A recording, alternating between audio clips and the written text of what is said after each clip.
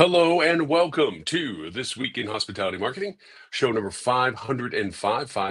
I'm your host, Lon Gray. Thank you so much for joining us, and welcome to the beautiful country of the Netherlands. Again, as we do each year, we travel to Europe for a few months, and we always broadcast wherever we go. We have not missed our windows of opportunity to broadcast each and every week for the past 10 plus years.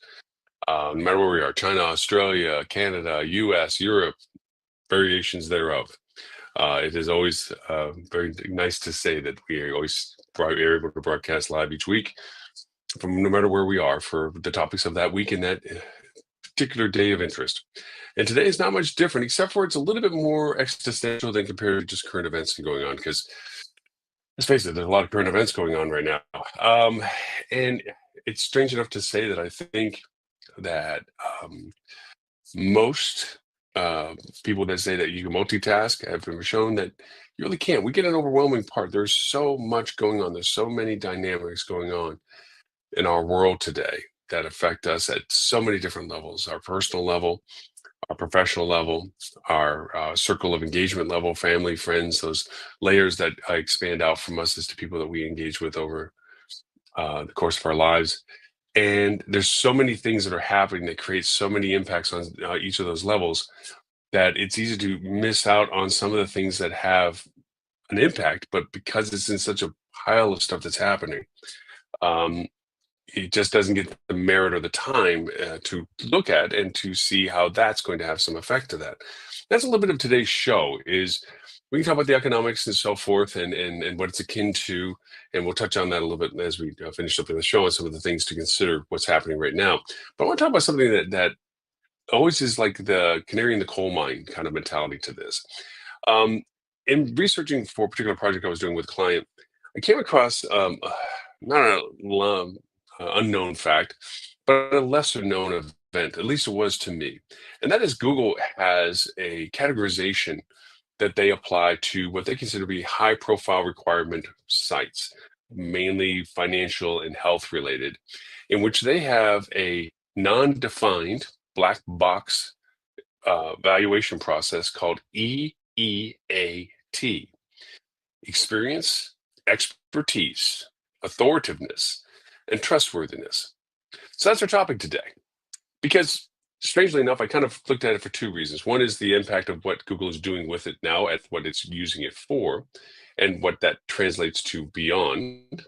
And the other is our own particular personal need to do this with our business now. Now, currently, from what I'm understanding of this, is that there's a quality rating guidelines that Google uses internally, again, black box, to determine the value, authenticity, ability, referencing of primarily right now finance and health sites, which it considers to have a high need of confidence to make sure that both internal and external resources are validating the content on these sites as being legitimate or authoritative based compared to other sites that may not be. But this experience, expertise, authoritativeness, and trustworthiness goes beyond just that. One, for me, is Google's implementation of it beyond just what it's using it for now. I think as AI begins to become more and more, it's already infectiously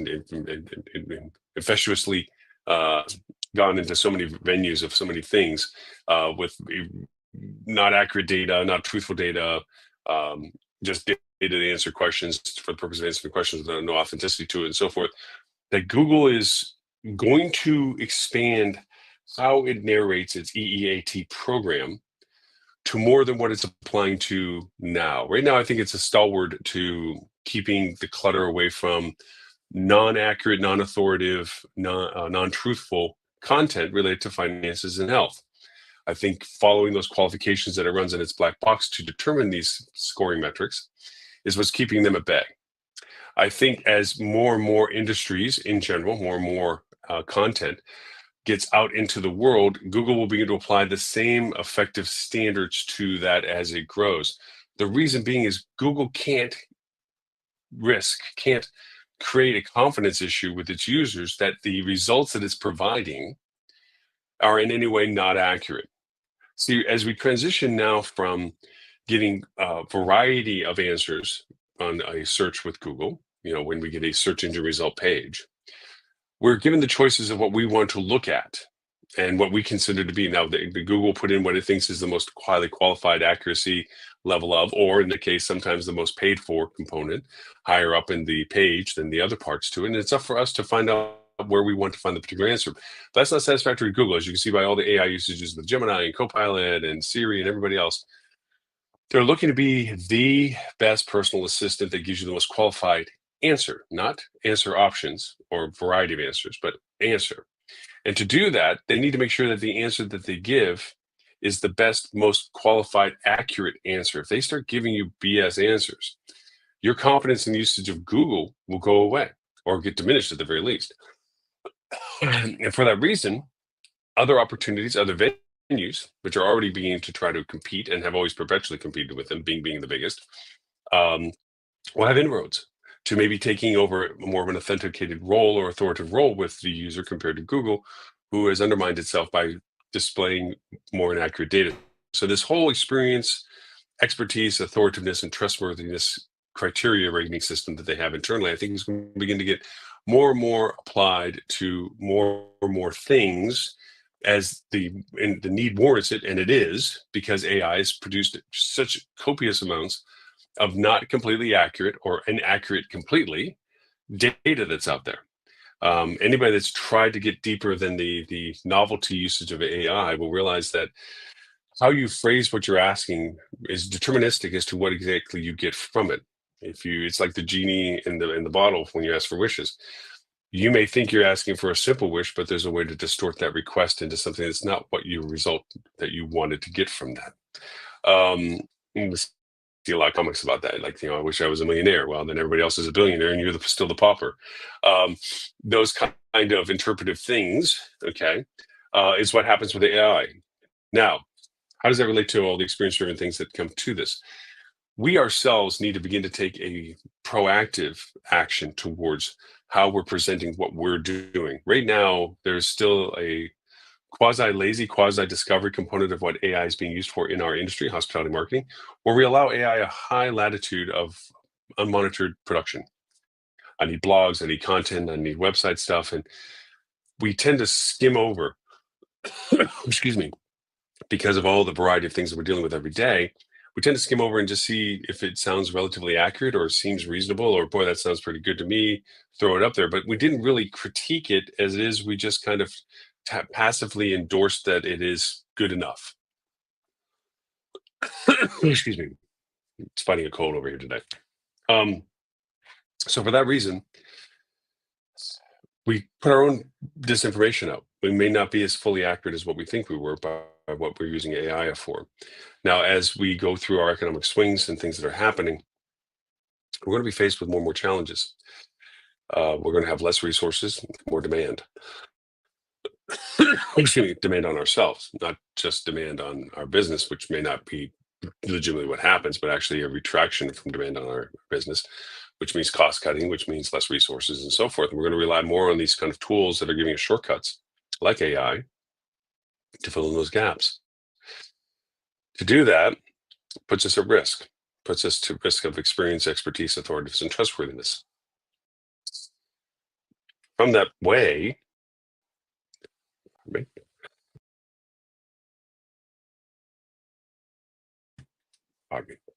don't need to keep coughing, do you? But I don't want to, as being a live show, interrupt and try to restart from what we're doing. So my apologies for the noises. So we're going to be in a catch-22 as we have more demands on streamlining how we operate things.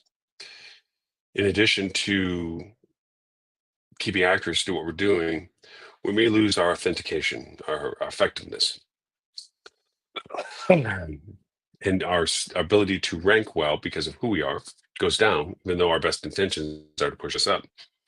Now, this brings us a little bit to current circumstances where,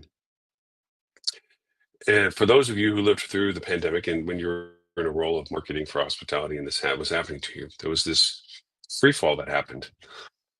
Excuse me. Towards the end of February into March of 2020, when the impact was beginning to be seen by what this was doing, and the fall off the cliff of what was happening. What could we do? What couldn't we do? How do we stay open? What do we stay open with? What do we do we put our people at risk by having them work? How do we mitigate this? We don't know how to control this. And this was at the very early onsets of not knowing the full fatal impact of what the pandemic was all about. We went to all extremes as to sanitation and hand washing. We had huge deliberations of what, how far apart we should stand. 6 feet is legitimate or not. We had morning newscasters showing people spraying and sneezing in slow motion and everything else. What it had happened on us was a free fall of our business. We went from how do we sustain ourselves through the change in demand to how do we exist in the no demand? And that accelerated incredibly fast. So many hotels simply had to shutter. There was no effective way to operate. Other hotels that tried to have a survivability were skeleton at best, but simply to keep the staff distant enough to not create the concern of liabilities of putting people exposed to things. And then how are you going to be treating with guests, and then guests that didn't wear masks versus guests that did, and how much requirement are we going to be there to enforce it ourselves, and how do you handle police that when people don't want to comply with being surrounded by other people? We went through all of that. Those that went through that. And marketing went from an awareness campaign that we were familiar with back in February of 2020 of like, here we are, what we are, here's our rates and dates, to what are we doing about all of this? And how are we ensuring your safety and selling it whatever we can in a way that you needed to travel with, that whole cloistering that went on, travel going to nothing and so forth. We went through all of that.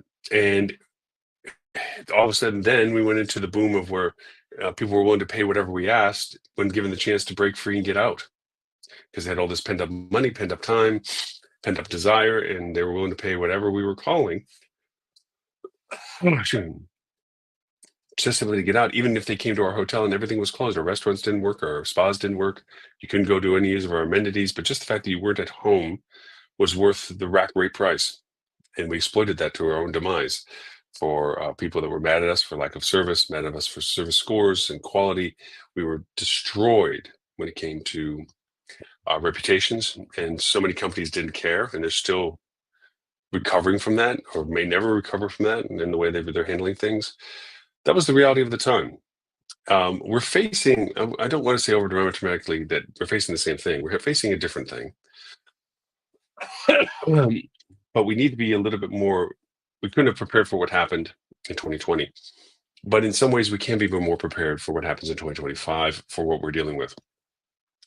We have an incursion of AI data that isn't always accurate, that's going to diminish our capabilities of being able to be a positive result for search query, as the search query funnel gets narrower to a single answer and rather than a small collection of potential answers.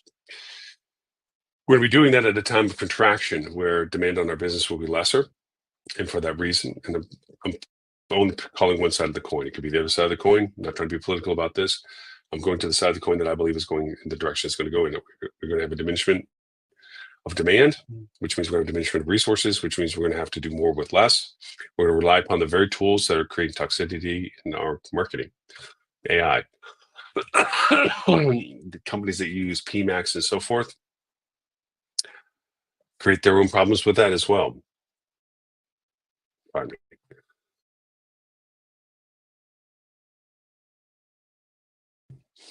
Again, so sorry for the coughing. So with all of that, we have to figure out ways to balance ourselves to this equation that I think is going to become more and more predominant in our processes of discovery, especially from a Google perspective. I'm sure Bing is not far behind, if not already operating at the same level. When it comes to experience, expertise, authoritativeness, and trustworthiness, the qualifiers, to make sure that we are who we are for what we are saying that we are, and that everything that they are referring to us for is accurate. It is based on qualifications both internally of our own content and externally of what our content is used for, so that we become the authority for what we are for ourselves, which is the first and the most primary one. And that is that we are authentic of what we are, which is the basis for becoming authentic for the things that we say things about. It's a stepping stone process. Now, if this isn't going to always be in the forefront of people's minds daily as time goes on, in fact, this is more of an existential awareness of what you're doing on a more globalized way every week, every month. But it's a necessary component. It's a part of the process that you have to do to make sure that you don't vary from this path. Excuse me.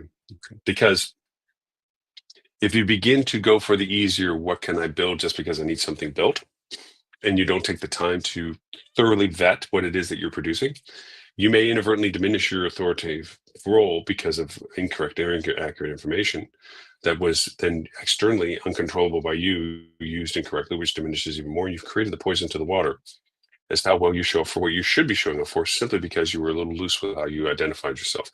You diminished your authoritative and expertise and your experience-driven and trustworthiness to where you can't be ranking better than another resource might be.